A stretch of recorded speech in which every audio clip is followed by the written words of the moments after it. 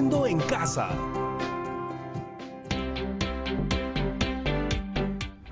Hola chicas y chicos de tercero de secundaria. Hoy arrancamos nuevamente con las actividades de desarrollo personal, ciudadanía y cívica. Para recordar todo lo que hemos aprendido hasta ahora, te volvemos a presentar un programa que trató sobre cómo nos organizamos y participamos en un Estado democrático. Si no lo viste, esta es tu oportunidad. Trae lápiz, papel, lapicero o lo que tengas a la mano para tomar notas. Hoy reconoceremos cuál es el sentido principal de un régimen democrático. Este nos provee como principal derecho la participación que nos permite involucrarnos en la toma de decisiones sobre asuntos públicos. Por supuesto, promoviendo el Estado de Derecho y la búsqueda del bien común. Hola, ¿tú eres el profesor Marcial? Sí, Jonathan, dime, ¿en qué puedo ayudarte? ¿Cómo sabe mi nombre? Mejor ni le pregunto. Hola, profesor. Un ratito. Ahora sí, listo. Profesor, una amiga, una chica me dio su número y me dijo que me podía ayudar con algo. ¿Quién? ¿Denise? ¿Del tarot Denise? Sí, ella. Seguro la llamaste por lo que leíste en tu horóscopo del día de hoy. Sí. Bueno, está bien que me haya llamado. Ahora conmigo conversaremos sobre tu pregunta. Gracias, profesor. Mire, le cuento, en mi horóscopo decía que existen momentos clave en la vida y que hoy es un buen día para reflexionar sobre mi participación como ciudadano en un Estado democrático. ¿Qué horóscopo tan raro? Muy raro. Tan raro que no tengo idea a qué se refiere o por qué tendría que reflexionar sobre eso. Yo puedo darte una mano con estos temas. Te ayudaré en tu reflexión sobre cómo se organiza el Estado peruano. Pero antes, la gran pregunta es, ¿sabes qué es un Estado democrático? Más o menos. A ver, mira esta famosa frase de Abraham Lincoln. La democracia es el gobierno del pueblo, por el pueblo y para el pueblo. Que la democracia es el gobierno del pueblo, pero ¿cómo va a ser el gobierno del pueblo si quien gobierna es el presidente? Entiendo tu pregunta, pero vamos poco a poco. Mencionamos que la democracia es el gobierno del pueblo, pero en realidad sería un poco complicado que todo un pueblo gobierne, ¿cierto? Claro, más de 30 millones de peruanas y peruanos no entrarían en el Palacio de Gobierno. Por ahí va la cosa, aunque en realidad el poder no solo está en el presidente y en el Palacio de Gobierno, pero eso te lo explico más tarde. Como te decía, es difícil que todo un pueblo gobierne y es por eso que en una democracia tenemos el derecho de votar y así elegir a nuestros representantes. ¡Claro! ¡En las elecciones! Así es. Lo que todas y todos hacemos al momento de votar es participar eligiendo a aquellas personas que queremos que nos representen. Votamos por las que creemos que van a tomar las mejores decisiones para nosotros. Y al final, quien recibe más votos es quien gobierna. Y como quien gobierna nos representa, podemos decir que la democracia es el gobierno del pueblo. ¡Ya entiendo! ¡Claro! Entonces, nuestra participación es bien importante. Claro, ella le da sentido a la democracia. Ojo, pero no solamente podemos participar eligiendo a nuestros representantes. Podemos participar opinando sobre algún tema, protestando o incluso presentándonos como candidatos.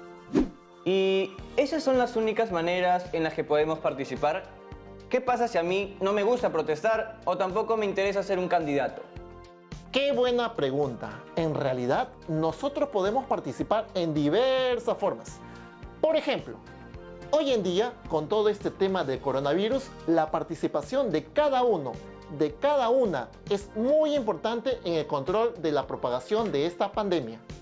Claro, por ejemplo, cumplir con quedarnos en casa o tal vez avisar a alguna autoridad si es que hay alguien que no está cumpliendo las normas. También he visto que hay comunidades que se organizan para brindar ayuda. Exactamente, ayudar a los más necesitados también es un buen ejemplo de participación.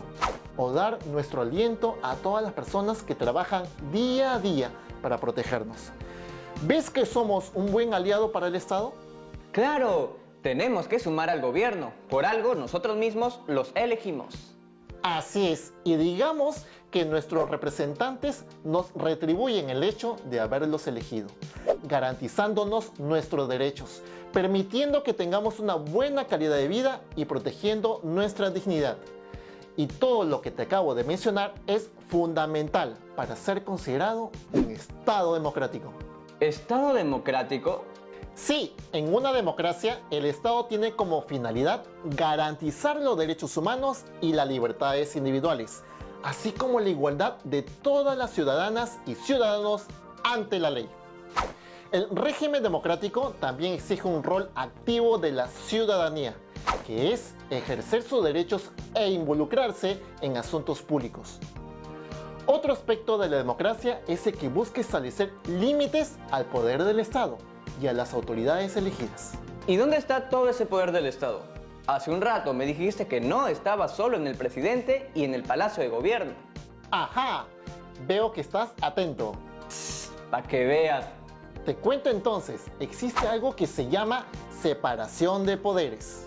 Con separación de poderes se refiere a que el poder está dividido o está divorciado.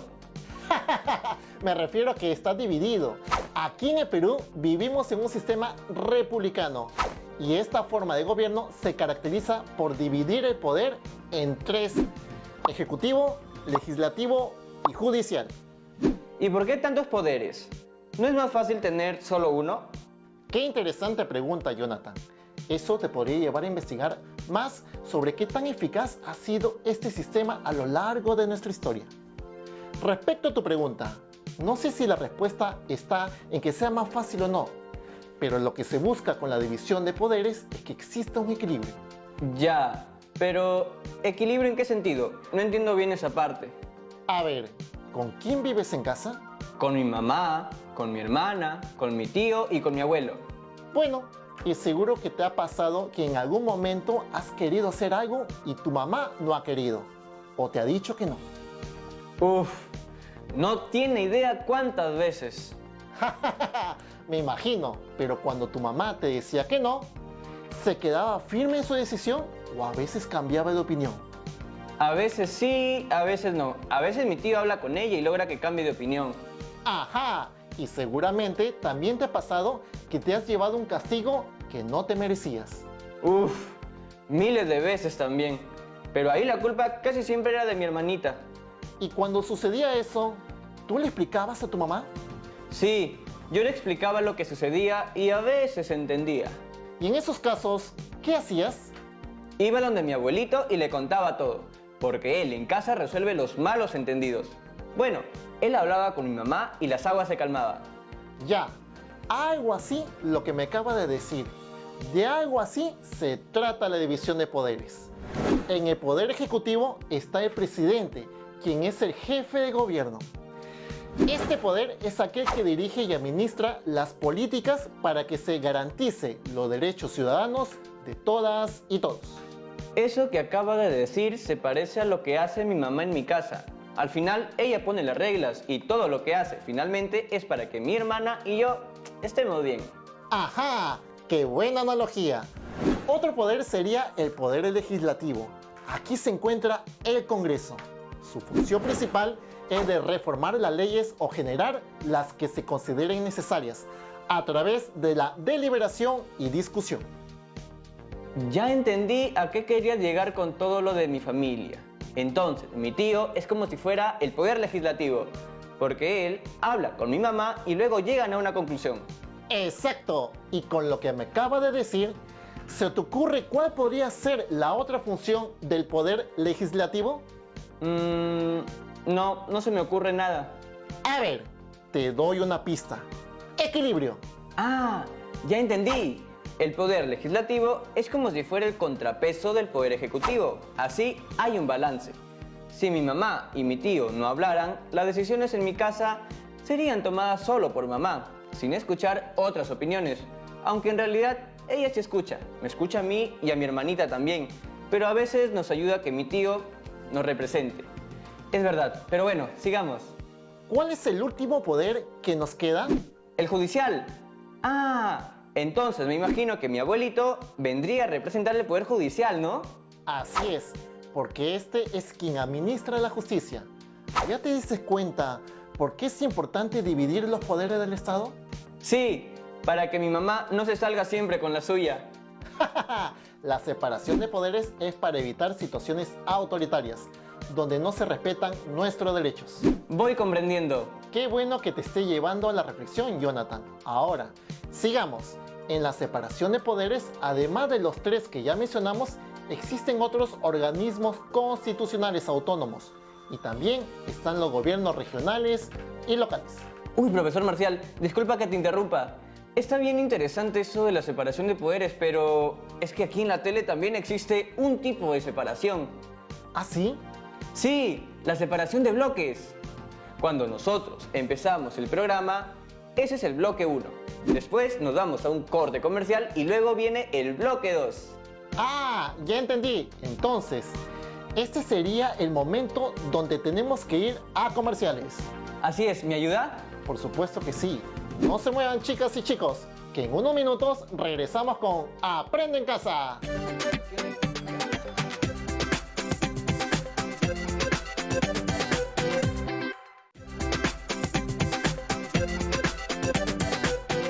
Hey Jonathan, parece que ya empezamos de nuevo. Hola de nuevo, chicas y chicos, ¿cómo están? Antes del corte comercial, el profesor nos explicaba cómo se organiza el Estado. Es importante que nosotros conozcamos esta especie de organigrama para entender cómo el Estado puede garantizarnos el cumplimiento de nuestros derechos. Y así, cómo exigimos que nuestros derechos se cumplan. Nosotros también debemos retribuir eso, participando activamente como ciudadanos y ciudadanas. Hablamos sobre qué es un Estado democrático, cuál es la importancia del Estado de Derecho y cómo se separan los poderes en el Perú. Vimos también que esos poderes se dividen en tres: ejecutivo, legislativo y judicial. Pero falta que nos cuentes sobre los organismos constitucionales autónomos. Así es, para que nuestros derechos se cumplan, la existencia de estos organismos es tan importante como la separación de los poderes. Estos organismos son reconocidos por la Constitución Política del Perú y cumplen con diferentes funciones. ¿Y cuáles son? Está el Tribunal Constitucional OTC, la Defensoría del Pueblo y el Ministerio Público o Fiscalía de la Nación. Ellos se encargan de analizar aquellas medidas que puedan afectar el cumplimiento de todos nuestros derechos. Pero, ¿qué podría suceder como para que nuestros derechos se vean afectados? La salud es un derecho fundamental, ¿cierto? Así es, la salud, la educación y muchos otros más. Claro. Para continuar con este análisis, te voy a poner un ejemplo actual. En estos días de peligro de contagio de coronavirus, lavarse las manos es fundamental. Y sin el servicio de agua potable, no podríamos hacerlo. Entonces, mientras dure el estado de emergencia, el servicio de agua potable no se debe suspender. Así las personas no hayan podido pagar sus recibos. Y probablemente esto no hubiera sido posible si es que la Defensoría del Pueblo no hubiese invocado a las autoridades para tratar este tema. ¡Wow! ¿Y qué hay del Ministerio Público? ¿Ellos cómo hacen para que nuestros derechos se sigan cumpliendo en ese estado de emergencia? El Ministerio Público y todos los organismos autónomos velan por nuestros derechos siempre, estemos o no en estado de emergencia. Pero te pongo un ejemplo actual. Si existe un negocio que no tiene autorización de sanidad y seguridad ante el COVID-19, los fiscales pueden intervenir para que se tomen las medidas necesarias y que estos locales no pongan en riesgo nuestra salud. ¡Ah, su! De verdad que no sabía que cumplían estos roles tan importantes. Sí, pero hay más organismos. Está la Contraloría General de la República, la Superintendencia de Bancos Seguros y Administradora de Fondo de Pensiones o SBS y el Banco Central de Reserva del Perú, BCRP.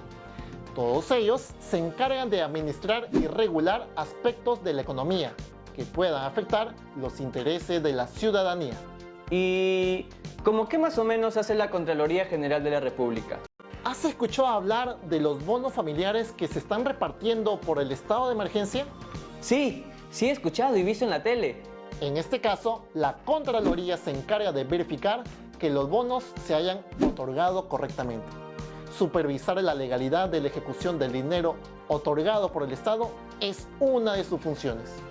Claro, alguien tiene que asegurarse de que el dinero del Estado llegue a las manos de quien realmente lo necesite. Sí, mira, justo estaba revisando en internet y encontré esta nota de prensa. La Contraloría General instó a las autoridades de los gobiernos locales a observar una serie de obligaciones, recomendaciones y buenas prácticas para la contratación y distribución de las canastas básicas familiares que se adquirirán a favor de la población en situaciones de vulnerabilidad en el marco del estado de emergencia decretado por la presencia del COVID-19 en el país. Por otro lado, está la RENIEC, que es el Registro Nacional de Identificación y Estado Civil. Ellos son los que nos dan el DNI, ¿cierto? RENIEC no solo se encarga de otorgar el DNI, este organismo se encarga de organizar todos los procesos que permitan que seas identificado y asimismo protege tu derecho a la identidad. ¿Cuál es tu nombre completo, Jonathan? José Jonathan Hernández López. Ese es tu nombre propio. Todas las personas cuando nacemos tenemos derecho a tener un nombre propio. Tiene toda la razón. No lo vi así antes. Para mí, el DNI solo servía para que la gente pueda hacer sus trámites. Aunque... y también pensaba que solo servía para usarlo al momento de votar. Ay, Jonathan, tú te pasas. Pero efectivamente sirve para eso también.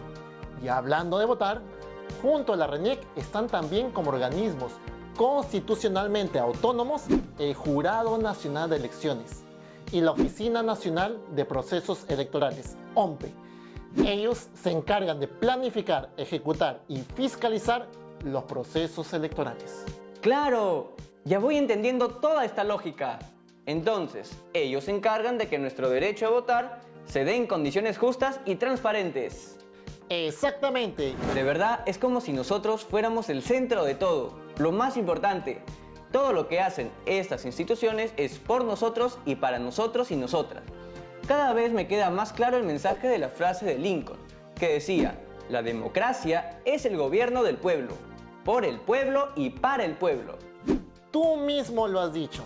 Ahora veamos cuáles son las principales competencias de los gobiernos regionales y locales. Justo ahorita te iba a preguntar sobre esos gobiernos. Viste que no me iba a olvidar. Bueno, todo parte de que el Estado peruano es descentralizado. Eso de descentralizado me suena que tiene que ver con la separación de poderes. ¿Por qué no centraliza? ¿No se centra en un solo lugar? ¿Va por ahí? Sí, por ahí va la idea. Que el Estado peruano sea descentralizado quiere decir que el poder no se concentra en un solo nivel de gobierno. En primer lugar está el gobierno nacional, luego el gobierno regional y después el gobierno local. En el gobierno nacional están los tres poderes que ya vimos. El ejecutivo, el legislativo y el judicial. Ajá, luego viene el gobierno regional, que está presidido por el gobernador regional. Lo importante de este nivel de gobierno es que cuentan con autonomía política, económica y administrativa. ¿Eso quiere decir que pueden tomar decisiones propias? Así es, siempre y cuando no incumplan con las normas o leyes que salen del gobierno central. Y el rol que cumplen es fomentar el desarrollo de cada una de sus regiones. ¿Y con desarrollo te refieres a...? A ver, sigamos con los ejemplos de nuestra coyuntura. Los gobiernos regionales, por ley, deben supervisar y ejecutar acciones frente a situaciones de emergencia, como por ejemplo el COVID-19. Y entre sus funciones más importantes está la de llevar a cabo planes de desarrollo regional en tema de salud.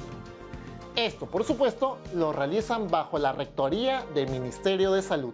Y el Ministerio de Salud pertenece al Poder Ejecutivo y el Poder Ejecutivo pertenece al Gobierno Central. Entonces, los gobiernos regionales trabajan de la mano con el gobierno central. ¡Está todo integrado! Exactamente. Los gobiernos regionales también han elaborado un plan para sobrellevar la emergencia, el cual considera la organización, atención y fortalecimiento de los servicios de salud, tomando en cuenta especialmente las personas adultas mayores y personas con discapacidad. Entonces, es como que el gobierno central dice qué es lo que debemos hacer y los gobiernos regionales lo apoyan. acoplando esas medidas a cada una de sus regiones. Ya veo. ¿Y qué de los gobiernos locales? Los gobiernos locales son las municipalidades, tanto provinciales como distritales. Y aquí la autoridad máxima es el alcalde. ¿Y ellos de qué se encargan? Ellos se encargan de promover el desarrollo local. ¿Recuerdas la noticia que te leí sobre las canastas familiares y los gobiernos locales? Sí me acuerdo. La que decía que la Contraloría General le pidió a las autoridades de los gobiernos locales que cumplan con las reglas y recomendaciones para comprar y distribuir las canastas familiares. Esa misma, el gobierno central le transfirió dinero a los gobiernos locales para que compren y distribuyan estas canastas a las familias vulnerables y así puedan estar más tranquilos en estos momentos de aislamiento social. Otra función, por ejemplo, de los gobiernos locales en estos días es asegurar que los mercados y supermercados funcionen dentro del horario permitido. ¡Claro! Ya entendí cómo funciona todo, cómo está organizado el Estado peruano y de qué se encarga cada poder o cada nivel de gobierno. Qué bueno que hayas entendido. Y cada autoridad a cargo ha sido elegida por el pueblo. En los diferentes niveles de gobierno, ellos nos representan, bajo una democracia representativa. ¡Qué interesante todo esto! Entonces, el Estado, a través de sus distintos poderes y organismos autónomos, deben velar por el respeto de nuestros derechos y el bien común. Y nosotros, como ciudadanos y ciudadanas, ahora más que nunca, tenemos que reforzar nuestras responsabilidades y deberes. Y no te olvides que, si bien el Estado garantice el cumplimiento de nuestros derechos a través de las diversas instituciones, también genera espacio de participación ciudadana en mecanismos como las elecciones de las autoridades regionales, locales y presidenciales. Por otro lado, ahora también podemos ver que en las escuelas los estudiantes son más conscientes de la importancia de los sistemas democráticos en sus localidades y reflexionan sobre la toma de decisiones ante asuntos públicos. ¡Claro! Ahora ya entiendo más sobre la importancia de involucrarse en temas de interés público como la salud, en este caso. Entonces, ¿qué podría exigirle un Estado de Derecho a la ciudadanía? Si bien el Estado de Derecho es el conjunto de normas, procedimientos e instituciones que rigen tanto al Estado como a la sociedad, colocando límites a las autoridades para garantizar el buen desempeño de estos. También exige la participación activa de los ciudadanos y ciudadanas de manera que desarrollen actitudes críticas frente a los asuntos públicos, en los cuales se propicie el respeto de los derechos y se vele por el bienestar de todas y todos. Es importante que como ciudadanos y ciudadanas conozcamos acerca de nuestra Constitución Política del Perú, así como las funciones del Estado y las normas que rigen en nuestro país. Por algo, ahora te he explicado toda la estructura del Estado y cuáles son sus funciones. ¡Claro! De verdad que ahora todo tiene sentido. ¿Le puedo hacer una última pregunta? Por supuesto que sí. Entonces, en la situación que estamos atravesando, ¿cómo podemos contribuir al bienestar del país? Yo creo que todas y todos debemos tomar conciencia de la realidad que estamos viviendo a nivel mundial. Si bien nuestro país tiene una tarea ardua, día a día, para hacerle frente a esta pandemia, debemos cumplir con las normas decretadas en este periodo, pues no solo se trata de nuestro derecho a la salud, sino también al bienestar de todo nuestro país y de la totalidad de sus integrantes. Esta situación de emergencia nos ha permitido aprender muchas cosas, sobre todo las relacionadas a pensar en conjunto y no individualmente. ¡Qué buena reflexión, profesor! Definitivamente me ayudó mucho conversar con usted. Ahora sé todo lo que implica formar parte de un Estado democrático. Ya entiendo lo que mi horóscopo me quiso decir con que hoy es un buen día para reflexionar sobre mi participación como ciudadano en un Estado democrático. Qué bueno haberte ayudado, Jonathan. Chao, cuídate mucho. Chao, profesor, y muchas gracias por todo. Bien, chicas y chicos, el día de hoy aprendimos sobre cómo se organiza el Estado para garantizar el respeto de nuestros derechos, así como la importancia de vivir en un Estado democrático. Ahora es tu turno. Para ello, ten en cuenta: 1. Investigar y seleccionar al menos 2 instituciones que representan los poderes del Estado u organismos autónomos en tu distrito. 2. Reflexionar sobre tu rol en tu localidad bajo un sistema democrático. Tu reto es escribir recomendaciones que contribuyan a mejorar la labor de 2 instituciones públicas en tu distrito. Incluye además una descripción de cómo sería tu participación. No se olviden de compartir sus trabajos con algún compañero o compañera con quien puedan comunicarse, o con su familia. Y si pueden, pregúntenles a ellos cómo podríamos participar de manera conjunta con nuestras instituciones. ¡Casi se me pasa! No olviden de registrar siempre sus trabajos y guardarlos en su portafolio, donde están archivando las evidencias de su aprendizaje. No olviden lavarse frecuentemente las manos con agua y con jabón por al menos 20 segundos. Y si salen a la calle, que sea solo cuando sea necesario. Y cuando lo hagan, utilicen siempre una mascarilla y mantengan una distancia social de 1 metro como mínimo. Eso es todo por hoy. Nos vemos en el próximo episodio de Aprende en Casa. ¡Chao, chao, chao! ¿Qué les pareció? Ahora que ya entendemos un poco mejor cómo se organiza el Estado peruano y cómo podemos participar activamente en nuestro rol como ciudadanos y ciudadanas, te toca poner manos a la obra para realizar el reto planteado. ¡Hasta la próxima!